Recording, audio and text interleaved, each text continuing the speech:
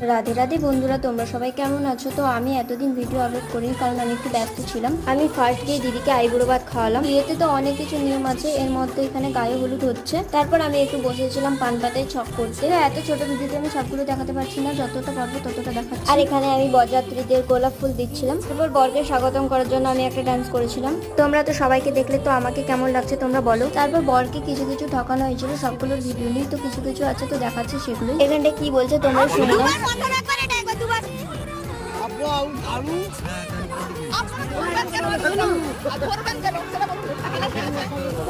আপনি খাবার নিয়ে এসেছেন, আপনি ভাগ্যে দিচ্ছেন যে খাবারটা খেয়ে নিন।